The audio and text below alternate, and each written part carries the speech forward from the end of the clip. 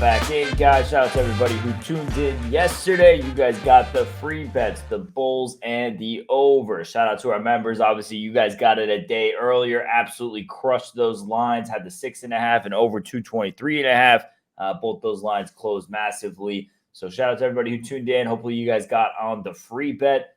Currently, no bets on the slate, but a lot of illnesses, a lot of questionables. Same thing as yesterday. We'll get into that. John, I know you're still making your way back down. How's the trip treating you? Hope you're hanging in there. Yeah, Savannah, Georgia right now. We're going to get out of here right after the podcast. And as Ben is saying, just another NBA card loaded with illnesses and questionables. Yeah. And I'm day-to-day just like everybody else in the NBA because I'm got a little touch of whatever's going around also. So we got to figure out all these injuries, and we'll talk about them. Let's start with the football game, Ben. We got a little Thursday night football tonight. Yeah, pretty good Thursday night football game. A couple of teams still trying to make it here in the playoff race. You have the Saints coming off a couple of easy wins back-to-back against the Giants and the Panthers, held them to 6 points apiece.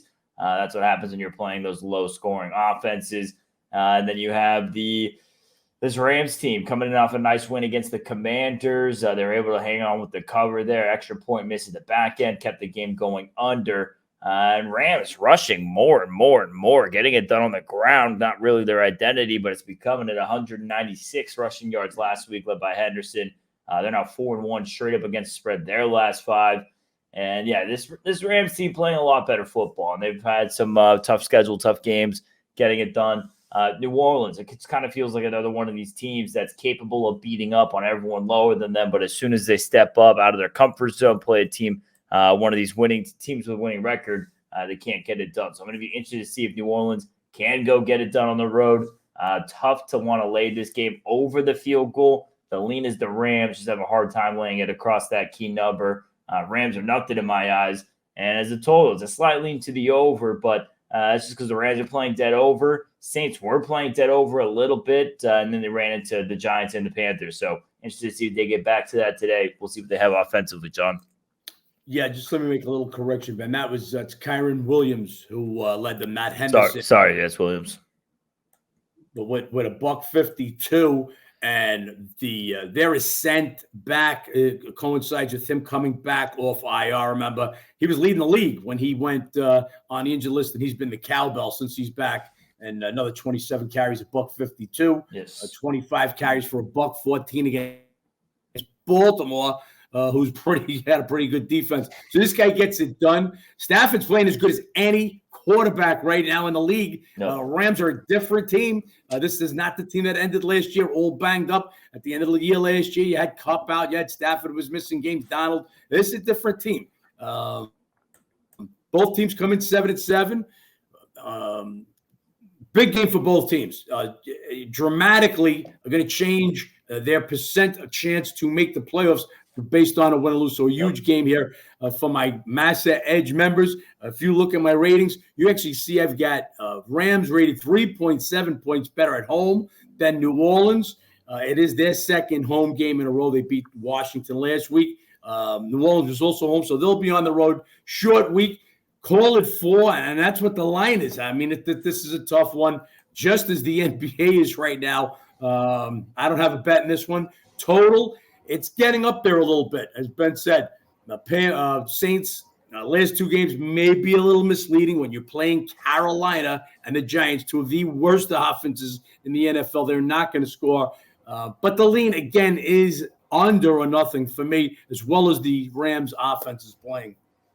And that's the one NFL game. Obviously, a bit of a crazy schedule this weekend for NFL with Saturday, Sunday, 3 games on Christmas Day on Monday. If you guys want all the NFL reads throughout the weekend, make sure you guys sign up on the Mass Edge website or download the app. Obviously, we're not here on the weekends with the holiday. Let's dive into this NBA card, John. As you said at the start, a lot of question marks, a lot of issues going on here in the NBA today. That's just kind of what this whole week's been like. Only the 2 bets for us yesterday. Got it done there. A lot of question marks on last night's card and a lot of back-to-backs. That's going to carry over into today. This first game, we got Jazz at Detroit. Jazz, one of these teams on back-to-backs, not getting it done on the road. Another loss last night at Cleveland. now 2-13, 3-11-1 against the spread on the road. Almost impossible to back. And you're looking at a cheap favorite at a team who's lost 24 in a row. Do the Pistons get it done today? This is about as good of an opportunity as they're going to have on their home floor against one of the worst road teams in basketball, coming in on a back-to-back. I lean to Detroit. I hate saying it. I lean Detroit. The last time there was a spot like this, they had Memphis coming in on a back-to-back. Thought they would have a chance for it. Memphis still blew them out by double digits. So to me, this is the second best spot they've had. The line suggested as well. Do they snap the losing streak tonight? Well, the only negative they got is Utah has won 6 of the last 7 trips to Detroit, 5-2 against the spread, or I would have hit this one already. Got to agree with Ben. If not now, when? This is a Jazz team, a shorthanded Jazz team. Remember, Clark's already out. Now, they're saying Kenyatta George is with them on the trip, so he's going to be questionable, but he's missed the last few games. Markkanen. Remember, Markkanen just coming back also. Will he be available back-to-back? We've made the decision today with so many question marks to just wait till we got lineups.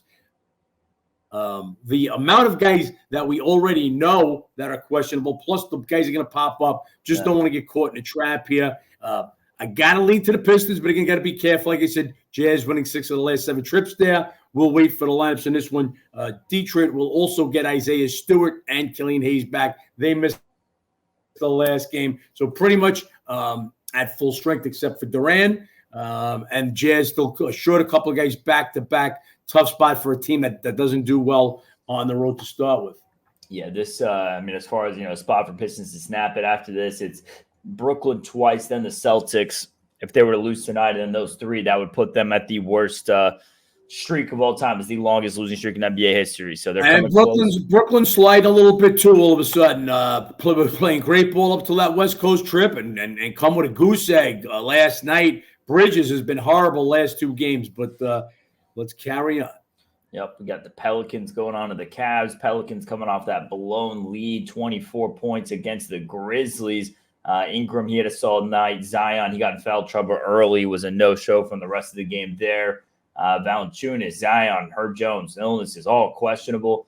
Tough to bet this game, not knowing what's going on with them. And the same story with the Cavs, already shorthanded. They're coming in off a back-to-back. How about Merle going off for 27 points last night? No Mitchell, obviously no Garland and Mobley still. Mitchell's questionable tonight. Got to see what's going on with him. If Mitchell ends up being out again, close your eyes and bet the Pelicans how I see this. And for that team last night to pull off that win, it's going to be a lot of guys playing a lot of minutes on back-to-back nights they don't used to play. I'm going to be interested to see how that conditioning holds up. And I can see that too, but got to wait. That's 3 of 5 Pelican starters questionable tonight. Look, Zion played the last game. If you remember leading up to the game, he was questionable. Matter of fact, we had 2 of our sharper guys in the chat, E. Bizzle and T. Palmieri, talking about, I think we should lay the Pelicans because the line, even if you make the line, even if Ja comes back, and they were correct thinking that. What they weren't counting on is Zion not being healthy, and you could see the illness had him down. He had a terrible game. So let's get carry over. And as we talk about all the time, when there's an illness going around the locker room, it tends to spread. And here we go. Zion playing. Because of the illness, he had a terrible game. And now this spreads in the locker room. And now you've got 3 starters, all questionable: Zion, Valanciunas, and Herb Jones. Questionable on the other side. Mitchell, has been said, didn't play last night. How can we give you expert analysis on this game when you've got Zion, and let's call Zion one of the 2 best players on the Pelicans, and Mitchell the best player? And you remember, with Mobley and Garland already out, Mitchell means just even more. So, as I said, it's all about the injuries at this point. No clarification yet. We'll wait till we got lineups on this one.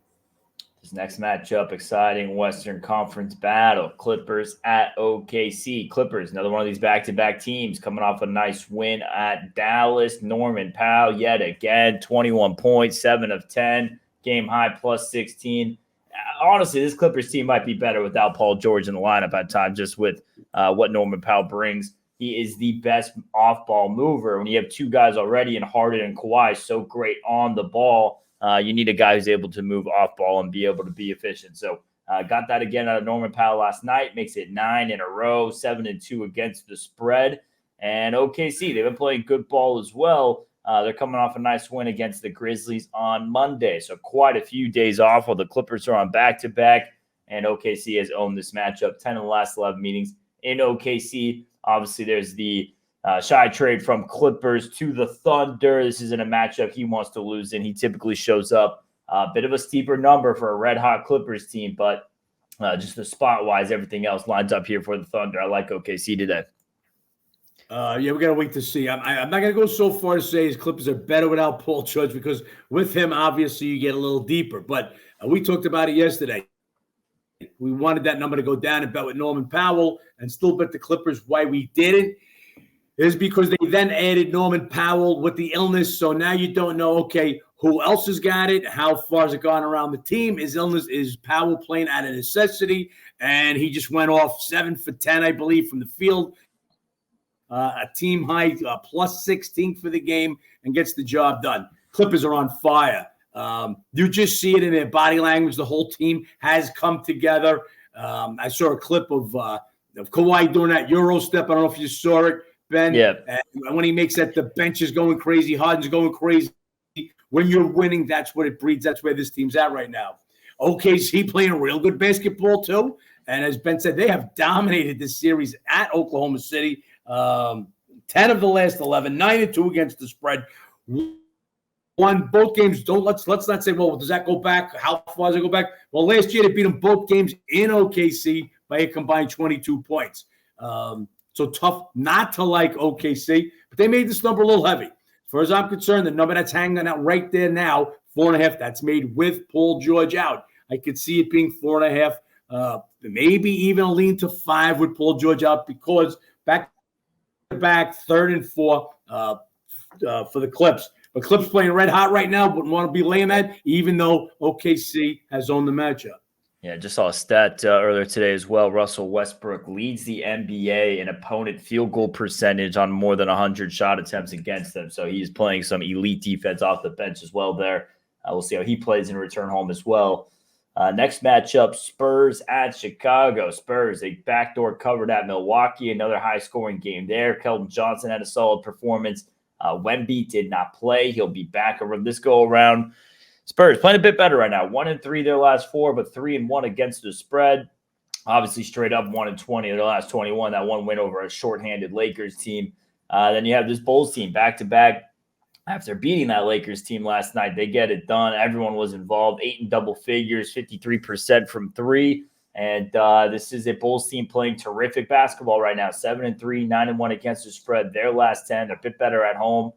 You have this matchup earlier this season. Spurs at one point were up 18 points on the Bulls. They let it slip. They lose that one at home. Couldn't hang on. And we'll see if they come back in for redemption this go around. Chicago, though, playing great basketball, don't want to jump in front of it.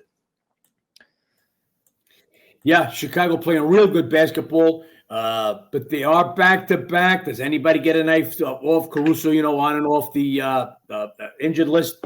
We'll see if he gets a night off and how much of a letdown. I'm going to expect a little bit of a letdown against the Lakers. San Antonio will be coming for a little home revenge. This San Antonio team, another bad team. Wembanyama missed his last game. It was a real backdoor cover.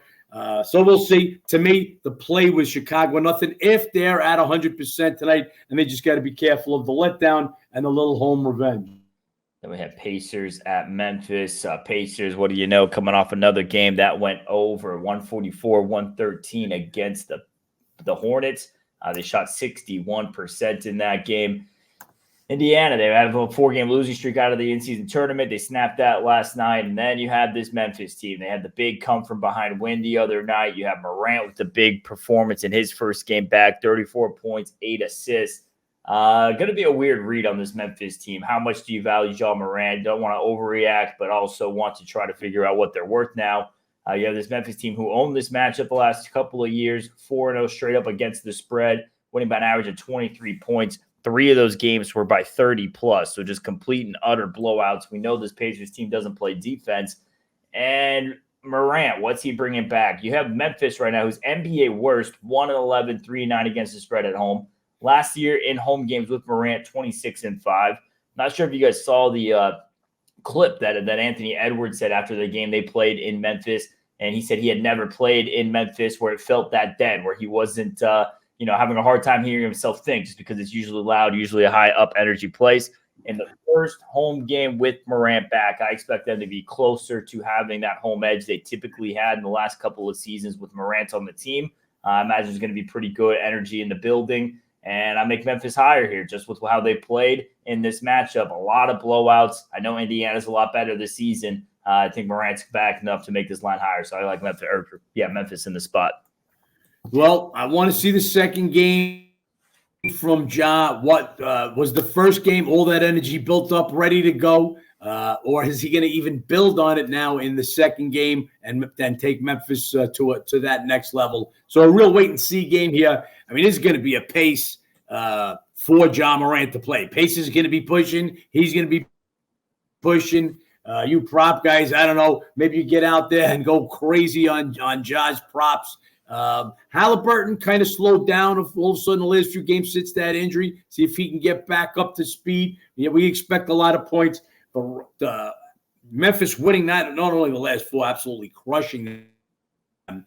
The last 2 years, 4 absolute blowouts, the 2 in Memphis by a combined 42 points. I picked the numbers right here. This number opened higher, and there's been Pacers is the hot side, by the way, for the morning. This game opened 4 yesterday. We're sitting at 2.5. So all the money here has been on the short. Again, not getting involved, guys, until it's just so rampant right now. The illness, just no reason to go and take a lead. And all of a sudden you see, Ja Morant came down with it. Oh, Halliburton came down with it. Yep. So we'll be waiting for lineups today. And may do that straight through Christmas. And we have Magic coming off a back-to-back. They're not going back to Milwaukee. You have them coming off a loss to a shorthanded, no Jimmy Butler Heat team last night. Banchero had a rough game. Carter was pretty decent in his return, all considered. Suggs and Eagles, they're both questionable. And then for the Bucks, Giannis is questionable. They cruised in that game there against the Spurs. And Giannis triple-double. Lillard dropped 40. They're playing better and better each night. Now 15-1 at home, one of your best home teams in the NBA. Not covering as much, though. Still 7-8-1 against the spread. Even their last 12, just 6-6 against the spread. So they're hanging right in with the number. We saw that with them against San Antonio. They used to own this matchup. Magic got them earlier this season in Orlando. Bucks had won 14 straight prior to that. And I know in the presser afterwards, they brought it up to Banchero. They brought up the streak. They didn't even realize they broke it. So we'll got to see if Bucks come up with the revenge game. Got to see what's going on with Giannis. And interested to see how low they might come with this game if Giannis is out. I could still like Milwaukee without him. Milwaukee and nobody in this game. They are chomping at the bit after getting not only beat, but pretty much beat up down in Orlando, 112-97. And not much to look ahead here. Milwaukee, they're going to get a 2-game set at the Knicks playing Saturday, and then again Christmas Day. They've owned the Knicks. So it's not like this is a look-ahead spot. I don't feel for them. I feel this is a spot they want to show up and beat Portland, and beat Orlando. Lillard finally getting it going these last 2 games. And Giannis had probably one of his worst shooting games in a long time, 4 for 12, but still comes out with a triple-double. If Giannis is healthy, we like the Bucks. If Giannis isn't healthy and this game goes down low enough, I'm still going to like the Bucks. It's Bucks or nobody. All of a sudden, Magic have just fallen just a little bit. Get swept a couple of games up in Boston, a team that they had handled the first time this year and last year, and then get beat at home by Miami. Pretty beat convincingly. They started Wendell Carter Jr. He'd been out since the beginning of the year. He played a couple of games and then went out. I believe it was the Jazz game in early November. So maybe he didn't just fit in. Did it put Banchero in different spots? Because Banchero goes 2 for 12. Not a good game. Not going to come play Milwaukee. At home, looking for a little revenge. Not where you want to be if you're not playing good ball like Orlando is. Bucks or nobody in this one. Yeah, one quick add about that. One thing I'm excited for with Dame in Milwaukee is we get to see him on Christmas Day. Nice we get to see him in the Garden for that as well. I don't think he ever played on Christmas Day in Portland. I might have to fact check that. Maybe there was a year he did. Next matchup, Lakers at Minnesota. You have Lakers coming out back-to-back after losing at Chicago. That was our winner last night. They allowed the Bulls shoot 53% from deep. LeBron, another solid game. Lakers, though, since the tournament, 1-4, 0-5 against the spread. They're one of the worst teams on the road this year, 5-10 straight up against the spread. Now they have this trip here to Minnesota. Wolves have had a lot of success in this matchup, 7-1 against the spread the last 8 meetings. They're also on a back-to-back. They lost to Philly last night, gave up 51 to Embiid. For a lot of people, first glance, they might put that blame on Rudy Gobert. Gobert was still a +6 on the night. Naz Reid, though, off the bench, a -27. He usually gives them big bench minutes. Couldn't handle Embiid last night. This is a weird game all around. I want no part of the Lakers right now, and especially with the questionables. Wouldn't be surprised to see them get some nights off before Christmas Day. Yep, we usually joke about it. LeBron and AD questionable, but today's a real questionable. 38 37 minutes respectively last night, back-to-back. So, yeah, they're going to both be questionable. Minnie coming off a loss at Philadelphia. Lakers, as Ben said, look, this is why we use trends, letdowns and stuff. You knew there was going to be a letdown after the Lakers won. First of all, they raised their play. Lakers were not and are not one of the best teams in the league. They just raised their play just for those tournament games, go to Vegas and stomp out a couple of teams, the Pelicans and Pacers, after just basically getting by Phoenix at home in a close one. But, yeah, big-time letdown, not playing good ball. AD and LeBron questionable. You would think Minnie at home. Minnie has handled them in this series, 7-1 against the spread over the last 2 years. Again, got to wait on the injuries. And looks, who could tell who Minnesota might sit? We're at that time of year, guys. So I really hate that we have to talk like this, but we can't give it to you without knowing the injuries at this point. Yeah, this last game on the card, one of the lesser injury games, obviously still with the way the illness is going around, could pop up throughout the day. But Wizards at Blazers. Wizards coming off a loss at Sac the other night. Poole and Kuzma had some solid games. Wizards 1-2, but 3-0 against the spread their last 3. They don't win on the road, just 2-14, but they're top 5 in covering the spread on the road. So they find a way to hang within the number. And then you have this Blazers team, one of the worst home teams in the NBA, 3-9, 4-8 against the spread. And they're coming off a big home win against the Suns the other night. As far as the matchup history, it's favored Portland. Granted, though, the Wizards won in Portland last year, and that was a bit of a different Blazers team if you go back further than last year. So lean here has got to be to Washington. They're putting up points. They're hanging in with these numbers on the road. Going to be interesting to see how Portland shows up. I'm waiting to see if Portland can turn it that next year. They've had a lot of injury issues throughout the start of the season, and this just seems to be the first solid stretch of being completely healthy. Can they build on the Suns win, or are they going to go return to the norm after this game? Well, not completely healthy. Sharp will be out. He's going to miss tonight. He left the last game, so just when they get everybody back and Sharp goes out. Wizards cover on the road. Portland doesn't cover at home. Portland coming off that big win against Phoenix. Yeah. To me, it's wash or nobody in this one. So again, we'll wait to see if there's any late added injuries. But I'd have to take the 4 points or nobody in this one. That's our little NBA card we got going on today. The one NFL game, as you guys know, no bets currently yet. That can be changed later on today as we get a lot of news on these injuries and illnesses. If you guys want all that updated information throughout the day, make sure you sign up on the app or the website. John, I know you got to get on the move here. I don't know if you have anything else you got for us. Nope. We'll be Ben will be on top of all the injuries. I'll be doing the ride as soon as we get some injury knowledge. We hope to have a winning bet, and that's about it. We got a Saturday NFL bet that I really like. We'll talk more about that tomorrow, and then for the weekend, obviously Saturday, Sunday, no lives, no podcasts, and then we won't have one Monday either, Christmas Day, and that's a big day of NBA. So join us tomorrow. We'll try to cover. I'll be back home. We'll try to cover as much as we can going into the weekend. And then for everything, guys, for the up to the minute updates, injuries, everything, you're going to want to be a Massa Edge member. Nobody does it better than us. Catch it. A big winner yesterday. Bury the line. I mean, that game closed 3.5. We take 6.5, and that's how it gets done. Make sure you guys check it out on the app or the website. We're going to continue beating lines all season long. Appreciate you tuning in. Like, comment, subscribe below. Let's win some games, Sean. Let's win some games.